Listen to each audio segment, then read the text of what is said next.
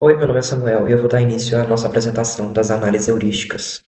Nós decidimos por utilizar o Discord na nossa avaliação e por isso nós desenvolvemos duas proto-personas que fariam sentido nesse contexto. Primeiro tem a Fernanda, ela tem 30 anos, ela é mulher, ela é de Curitiba e ela é criadora de conteúdo streamer. Então o Discord é uma coisa que faz parte do cotidiano dela como streamer, como tendo essa ocupação. As características pessoais dela, ela é organizada, orientada a processos, ótima comunicadora e líder de comunidade, adapta rapidamente a novas ferramentas digitais, exigente com desempenho e confiabilidade, gerencia equipes em múltiplas plataformas em paralelo. Os hobbies dela, ela é, como eu disse, ela é streamer, então ela faz transmissões na Twitch, ela é produtora de conteúdo para o YouTube. Os objetivos dela: gerenciar membros da sua comunidade no servidor do Discord, realizar reuniões com patrocinadores e parcerias via chamada de vídeo, coordenar equipes de moderação, criar e organizar eventos dentro do servidor e usar o Discord como canal de comunicação direta com sua audiência fidelizada. Os desafios dela, né? A curva de aprendizado para usuários novos que chegam ao servidor é alta. Então, a falta de ferramentas nativas mais sofisticadas de análise, como métricas de engajamento por canal, configurações de permissão muito granulares, que podem se tornar confusas, bots de moderação que exigem configurações técnicas avançadas. Além disso, nós desenvolvemos também o Henrique, que ele tem 21 anos, ele é de Maringá, e as características pessoais dele são: ele é muito curioso, ele é autodidata, ele tem alta tolerância a interfaces complexas, multitarefa atual, ele joga, ele estuda, ele conversa ao mesmo tempo. Eu não comentei anteriormente, mas ele estuda de ciência da computação. Ele valoriza a velocidade e atalhos de teclado, ele é tecnicamente confiante. Como hobbies, nós podemos pontuar programação em projetos pessoais, acompanhar novidades de tecnologia e hardware. Os objetivos dele: jogar online com os amigos, participar de grupos de estudo da faculdade, acompanhar servidores de programação e tecnologia, assistir a streams de colegas, interagir com a comunidade de seu interesse. Os desafios: dificuldade em localizar mensagens antigas dentro de servidores grandes, notificações excessivas que chegam de vários canais ao mesmo tempo, interface considerada confusa para quem não tem familiaridade com a tecnologia, demora para entender as permissões de moderação quando precisa administrar um servidor pequeno de amigos. A tela que eu decidi analisar seria a tela de um servidor Discord, então tem os seus canais aqui, que no caso seriam os times de um trabalho que eu estou desenvolvendo na faculdade. Eu usei esse servidor para facilitar na compreensão. Então aqui eu tenho os times dentro de um servidor, eu tenho os canais de texto, que são indicados pela hashtag, e os canais de voz, que é essa caixinha de som. Aqui na lateral esquerda eu tenho todos os servidores que eu faço parte, né? No caso aqui eu só tenho dois servidores, que eu não estou muito habituado a utilizar o Discord. Aqui eu tenho a caixa de texto, aqui na lateral eu tenho as configurações de voz e de áudio. Creio que seja isso. Vamos passar agora para a nossa análise completa das heurísticas. Primeiro nós temos a visibilidade do status do sistema, que eu considerei que não tem importância. Eu apenas coloquei aqui no problema a minha explicação do motivo, que eu sinto que não é um problema dentro do Discord, a parte de visibilidade do status do sistema. O Discord fornece feedback visual, claro, sobre o estado do sistema, indicadores de status dos membros, confirmação de mensagens enviadas, badge de notificações nos canais, indicador de digitação em tempo real. Não foram identificados problemas relevantes nessa heurística, por isso que eu coloquei como sendo sem importância. Agora, passando para a compatibilidade entre o sistema e o mundo real, eu identifiquei um problema. A estrutura de comunicação utiliza conceitos familiares para a maioria dos usuários. Entretanto, termos como servidor, bot, cargo e webhook são vocabulários técnicos que fogem do cotidiano de usuários sem experiência prévia, podendo gerar confusão inicial sobre o funcionamento da plataforma.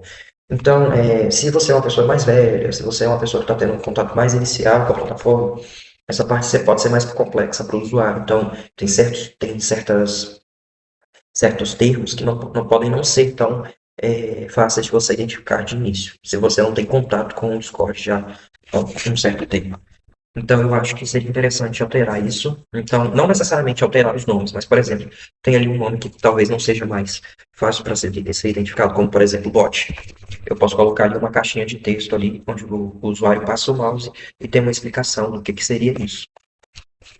Quanto à liberdade de controle do usuário, é, não há uma funcionalidade nativa para agrupar servidores por categoria, tornando a organização manual trabalhosa para quem possui muitos servidores. Além disso, não é possível ocultar completamente a barra de tarefa lateral com os servidores que você está inserido. E a opção de editar ou fazer mensagens enviadas não é imediatamente descobrível, limitando o controle do usuário sobre suas ações. Sobre essa parte dos servidores que eu estava explicando, aqui na lateral eu tenho 2 servidores só, então não seria um problema para mim.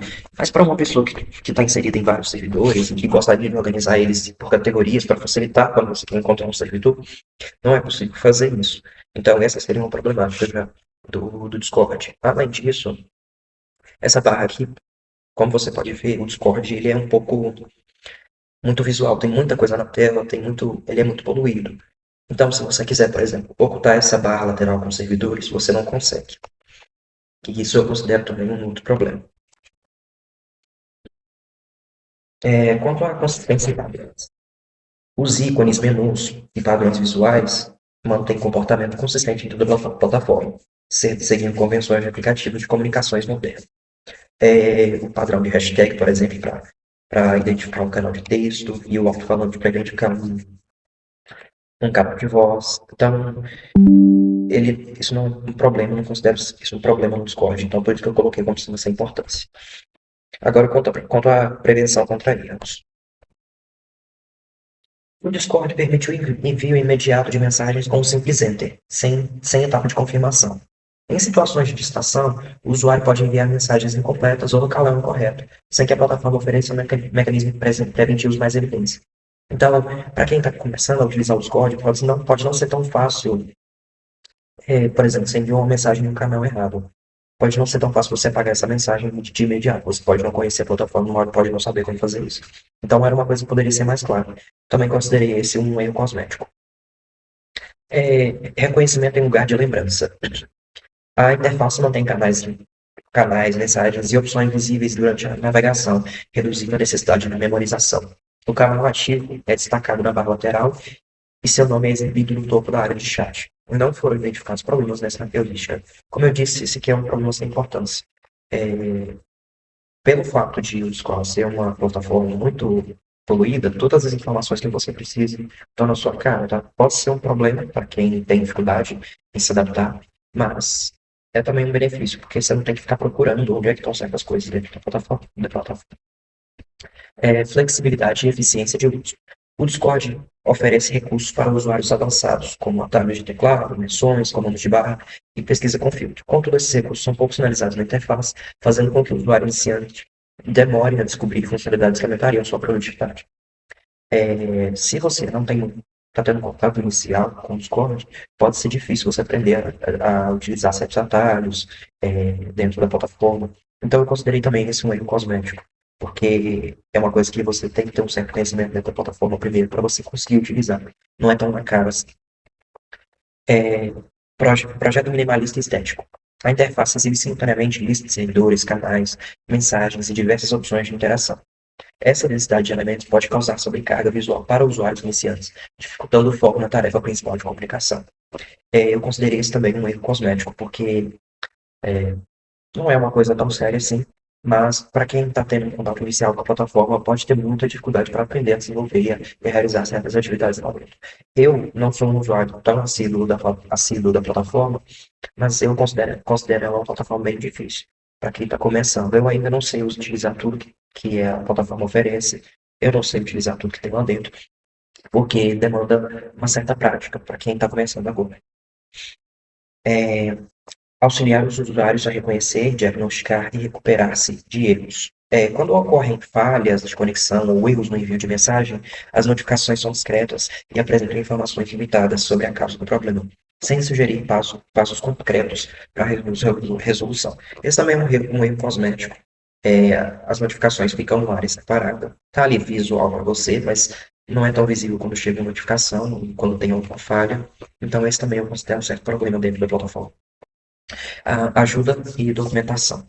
Embora o Discord possua central e ajuda online, ela não está integrada à interface principal. Não há tooltips, que seriam dicas, tutoriais embutidos ou ajuda contextual nas funcionalidades, exigindo que o usuário busque suporte externamente quando necessário. Esse é um outro problema da plataforma, que quando você baixa ela pela primeira vez, quando você vai usar ela de início, não tem nenhum tutorial, você não tem um direcionamento de como utilizar as ferramentas dentro da plataforma. Esse também eu considerei um problema cosmético da ferramenta.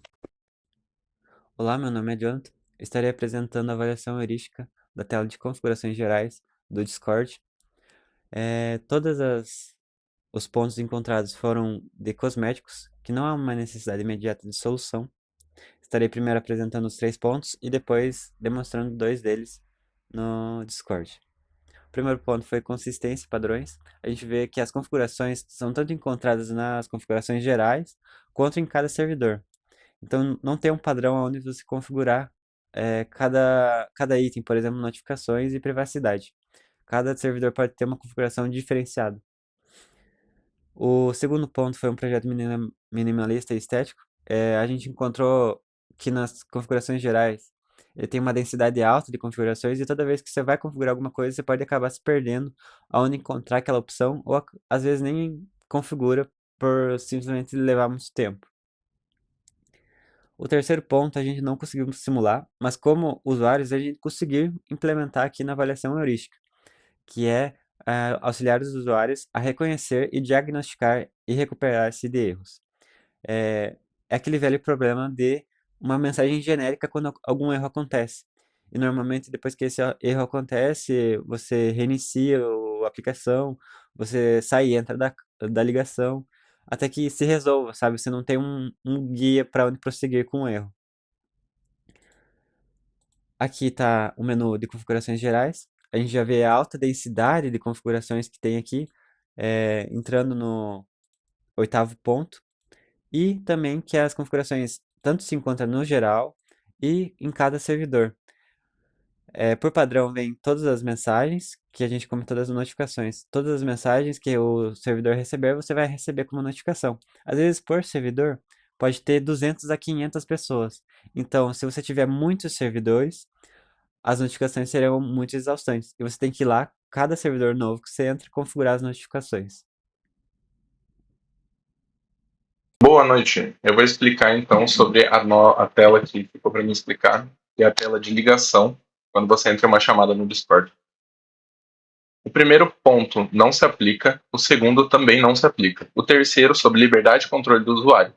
Os usuários podem fazer o que querem, quando querem. Embora os principais controles de acesso estão disponíveis diretamente na interface, algumas configurações avançadas de áudio, vídeo e dispositivos exigem acesso a menus adicionais. Isso pode dificultar ajustes rápidos durante a participação em uma chamada, especialmente para usuários menos experientes. No grau de severidade, a gente colocou no grau 1, que é cosmético. Então, não é algo que impacta diretamente, mas pode demorar mais para a pessoa conseguir pegar a prática. O 4, consistência e padrões, não se aplica. 5, prevenção contra erros. Os usuários podem cometer erros dos quais bons projetos poderiam prevenir. O usuário pode ingressar rapidamente em um canal de voz sem previamente verificar as configurações do microfone e saída de áudio. Isso pode resultar em uma situação nas quais o microfone permanece ativo involuntariamente ou o dispositivo incorreto é utilizado durante a chamada. Como isso interfere diretamente na principal função da tela de ligação, a gente colocou no nível de severidade grave. O ponto 6 não se aplica. O 7, flexibilidade e eficiência de uso. As tarefas do usuário são eficientes e podem se adaptar aos gostos do usuário em ações mais frequentes ou ele utiliza atalhos. O Discord oferece recursos que aumentam a eficiência da comunicação, como compartilhamento de tela, atividades colaborativas, atalhos de teclado e troca rápida entre dispositivos de áudio. Entretanto, parte dessas funcionalidades não é imediatamente percebida por usuários iniciantes, exigindo exploração prévia da interface. Bem como funcionalidades básicas só são liberadas pagando a assinatura Premium. A gente colocou no grau de severidade cosmético, que a gente não vê grande impacto. Projeto minimalista e estético não se aplica. 9. Auxiliar os usuários a conhecer e diagnosticar e recuperar de erros. As mensagens de erros são expressas em linguagem simples, sem código, descrevendo exatamente o problema e sugerindo solução. Quando ocorrem problemas relacionados ao microfone, áudio ou dispositivo de entrada e saída, a interface apresenta poucas orientações sobre a origem do problema. Em muitos casos, o usuário precisa acessar configurações adicionais para identificar e corrigir falhas. Como isso interfere diretamente na funcionalidade principal, a gente colocou como grau de severidade grave. Ajuda e documentação. São fornecidas apropriadas informações de ajuda e essas informações são de fácil procura e de focalizar nas tarefas do usuário. Embora o Discord possua central de ajuda online, a interface de voz não fornece assistência contextual detalhada para a solução de problemas mais complexos relacionados a áudio, vídeo ou compartilhamento de tela. Isso pode levar o usuário a uma busca ou suporte externo. A gente colocou na severidade cosmético, porque real não interfere na funcionalidade básica, mas dificulta muito ela. Aqui está algumas prints da tela. Você pode ver que é um menu muito poluído e as principais funcionalidades ficam dentro desses 3 pontinhos. E aí o menu é muito extenso, você vai entrando em camadas e subcamadas, que é muito complicado para pessoas que não têm a prática do Discord.